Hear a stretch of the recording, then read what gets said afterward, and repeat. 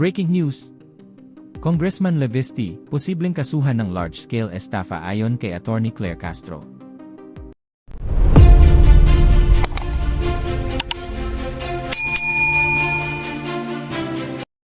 Posibleng maharap sa kasong large-scale estafa si Batangas 1st District Representative Leandro Levisti, kung mapatutunayan umano ng mga investigador na may kuntyabahan at panlilinlang sa likod ng solar franchise na nakuha ng kanyang kumpanya noong panahon ng Administrasyong Duterte, ayon kay Claire Castro. Sa panayam sa agenda ng Bilyonaryo News Channel, iginiit ni Castro na hindi kayang gawin ng isang tao ang naturang iskema kung wala umanong kasabwat sa mataas na antas ng pamahalaan noong nakaraang administrasyon. Lumalabas na may di umanong kakuntyaba sa itaas. Hindi ito magagawa na isang tulad lamang ni Congressman Levisti, ayon kay Castro. Paliwanag pa ni Castro, kung mapapatunayan ang conspiracy at fraud, maaaring mauwi ang kaso sa large-scale estafa, lalo na kung may sindikatong sangkot. Well, unahin ko na kung nakatanggap na po ba kayo ng kopya ng reklamo sa inyo ni Congressman Levisti. 110 million pesos na civil libel damages daw po ito. Dahil daw po ito sa naging pahayag ninyo sa vlogs ninyo tungkol sa kanyang solar energy firm. Wala pa. Friday pa lang ito final. So most probably by next week ang raffle ito. At doon pa lamang natin malalaman kung saan branch. At kapag nagkaroon na ng branch, ang court, doon pa lang tayo mabibigyan ng kopya ng complaint. But what is your reaction to that? Na kinasuhan kayo based doon sa mga vlogs ninyo against his firm? Sa akin, nakikita ko ang pattern. Sa akin, ang nakikita ko na gusto nilang pagpapatigil sa akin para ako'y magsalita. Hindi lang para sa aking YouTube channel, kundi pagiging palace press officer. Dahil tingnan natin, sino ba ang nasa likod kaya ng mga agenda nitong si Congressman Levisti sa pagsasampa ng kaso sa akin. At sino rin kayo nasa likod ng mga pagbabanta sa buhay ko. Ano kayang grupo ito? Doon naman makikita kung sino ba talaga ang nagnanais na sirain ang gobyerno, sino ba ang nagnanais na pababain ang presidente sa kanyang pwesto. Makikita natin, ito lahat ay parang drama. Drama to the point na ipapakita nila na ang gobyerno ang nanggigipit sila, when in fact sila ang naninira sa gobyerno dahil sa kanilang agenda na matanggal ang Pangulo sa pwesto. So sinasabi niyo po na sila ang may agenda, Yusek Castro. Makikita, maliwanag na sila yung may agenda. Well, ano po ba sa tingin nyo yung naging violation na kinaharap po ng solar firm ni Levisti? At may mga kaso po ba siyang dapat kaharapin tungkol dito? Okay, nadinig natin. Muli ito ayon kay Ombudsman Remulla sa kanyang, nabalita nyo rin dyan sa kanyang panayam dito sa DCRH, sa executive session. Nabanggit niya na di umano. Ito na may iimbestigahan pa We have to be clear on this, George. Na ito iimbestigahan pa at lumalabas na may di umanong kakuntsaba. Ang number one na problema palagi ng investor sa Pilipinas as compared with the other countries in ASEAN, power. Kuryente ang problema Patay na natin. patay yan. Walang pupunta dito. Tapos maglalagay ka pa ng sinasabi nilang genius na bata na yon na gumawa ng solar. Sa kalokohan. Niloko lang tayong lahat. Kasi may kakuntsapa yan sa taas. Hindi niya nga naintindihan yung corporate structure niya eh. O sinong sama niya? Di ba yung mga abogado kausap yan? Siyempre. May connection yan sa taas to. May connection yan sa Duterte government. 2019 yung franchise. Sino ba naglakad niyan? Hindi, ganito yan ha. Super daw yung naglakad din. Sa taas.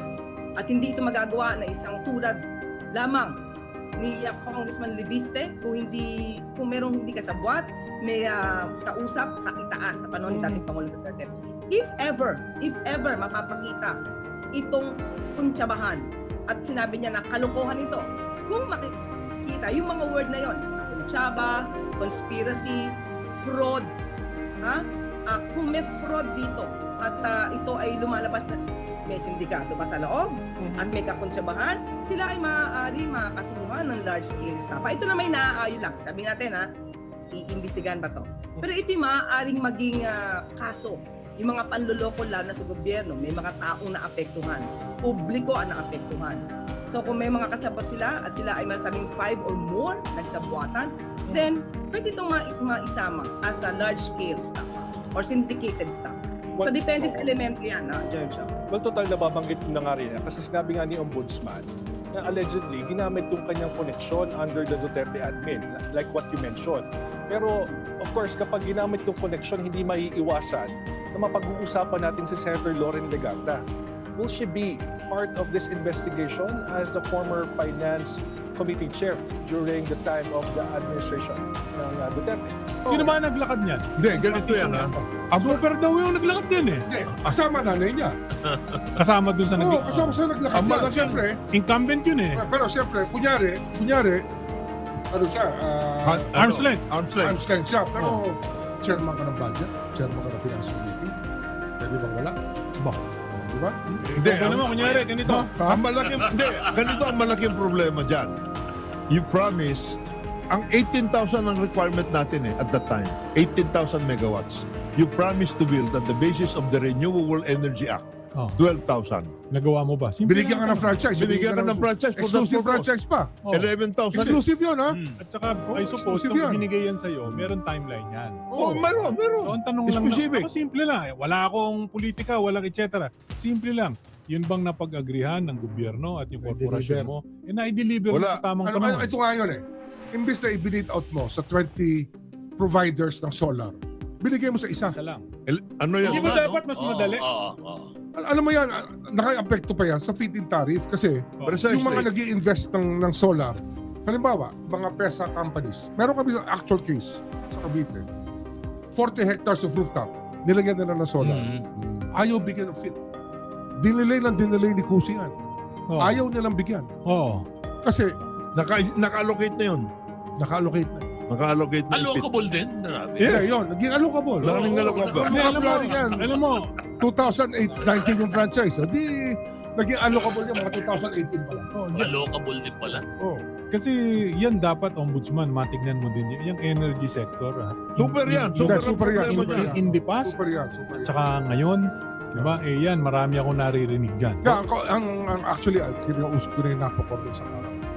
Pinatawag ko na rin yung napakorte. Yun. Kasi we're researching yung best way forward. To move forward. Kasi kung puro sisi lang ang gagawin natin, Wala. tsaka puro pakulong lang ang gagawin natin, wala tayong positive movement. Ano yan? Depende na po ito kung paano bang mag-iimbestiga, paano sisimula ng ombudsman ang pag-iimbestiga dito. Kasi George, malaking bagay ito para malaman ng taong bayan because it concerns franchise. So kung sinasabi ni ombudsman na maaaring nagkaroon ng spin-off, okay? So pag sinabi ng spin-off, nako, baka lang may panluloko even prior to or simultaneously with the signing of the contract or after it even before na mabigay yung franchise kung meron talagang ganito mga klase mga plano. So it has to be investigated, malaman talaga ang kabuuan dito. Dahil kung sino man yung sinasabi ni Ombudsman Remulla na maaaring kakuntsaba, maaari maimbestigahan. Do you think that's a single out kayo sa pangyayaring ito? No?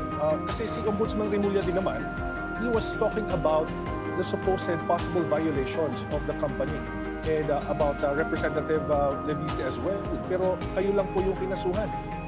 Palakasuhan. Si Ombudsman Remulla po ka ba unang nagbanggit tungkol sa issue sa kumpanya nito? Iginagalang ko po si Ombudsman Remulla at siya po ay kaibigan ng aking ina. Kaya ang kinakasuhan ko po ay si Yusek Dar Castro. Oo nga, George, maliwanag yun dahil sinabi niya sa kanyang interview din na hindi niya daw, kumaga ginagalang niya ang ombudsman dahil kaibigan din ito ng kanyang ina. So alam mo, medyo questionable yung pagkakasabi ng kaibigan ito ng kanyang ina. Baka ibig ba sabihin, porket magkaibigan ba yung kanyang ina, maaaring siya ay masagip na sa pag-iimbestiga? I don't think the ombudsman will do that kasi ang ombudsman dapat neutral. At nakita naman natin na talagang porsigido siyang malaman ng taong bayan kung ano nangyari dito sa prangkisa na to ng Solar para sa Bayan Corporation ni Congressman Leviste. Anong implication nito sa iyo, Yusek? Will this stop you from continually speaking up about this Hindi. franchise issue? Hindi, definitely. Bakit? Obligasyon din natin to. Hindi lang bilang Palace Press Officer, kundi isang mamamayan na dapat natin maipaliwanag. Ako bilang abogado na rin at meron tayong sarili YouTube channel kung saan bibigay tayo ng mensahe tungkol sa current issues, pinapaliwanag natin ang mga legal implications, conflict of interest, large-scale estafa. Kailangan malaman ito ng tao. Kasi kung walang taong titindig dito at magsasalita dito, mamamayagpag. ang mga panloloko at mga kasinungalingan. But where do you draw the line, Yusek? No? Kasi syempre kayo ay tagapagsalita ng palasyo. You also have your YouTube channel and you're speaking na sarili mong opinion. Where do you draw the line? Kung kailan yung statement ng palasyo, kailan si Yusek Castro ang nagsasalita o si Attorney Claire Castro ang nagsasalita? Kapag ako ay nasa briefing, definitely kung ano lang po ang sinasabi sa atin ng palasyo, kung ano mensahe ng palasyo, dun lang po tayo. Pero kapag ka po ako ay nasa sarili ko YouTube channel, hindi naman po ako I do not go against the government. At ang pinapaliwanag ko lamang po ay ang legal implications. Hindi naman po tayo nagbibigay ng iba pang opinion. So tayo ay nag-a-analyze, pinapakita natin sa tao na maging mapanuri, lalo sa mga fake news peddlers. At kung kayo naman ang tatanungin mga kababayan, ano kaya ang inyong reaksyon at komento sa balitang ito? Please comment down below at huwag na rin kalimutang i-like at share ang ating video. Thank you for watching.